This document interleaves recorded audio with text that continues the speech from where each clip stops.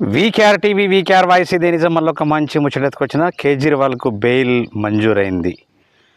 సొంత పూచీకత్తు మీద అదేవిధంగా ఇద్దరు షూరిటీలు 10 లక్షల రూపాయలు డిపాజిట్ చేస్తూ కేజ్రీవాల్కు ఆల్రెడీ బెయిల్ వచ్చింది. అంటే ఢిల్లీ లిక్కర్ కేసులో ఇరుక్కున్నటువంటి కేజ్రీవాల్ మొన్ననేమో కవితకు ఈరోజు కేజ్రీవాల్ కూడా ఆల్రెడీ బెయిల్ మంజూరు చేసింది. అదేవిధంగా సీఎం ఆఫీస్ వెళ్ళొద్దని, అదేవిధంగా సంతకాలు కూడా చేయొద్దని, ఈ విషయం ఎక్కడ కూడా రాజకీయంగా మాట్లాడొద్దని చెప్పేసి కూడా ఆల్రెడీ కోర్టు హెచ్చరించింది.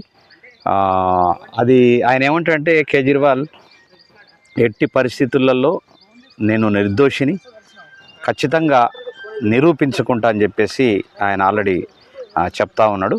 సరే, ఏం జరుగుతుందో చూద్దాం.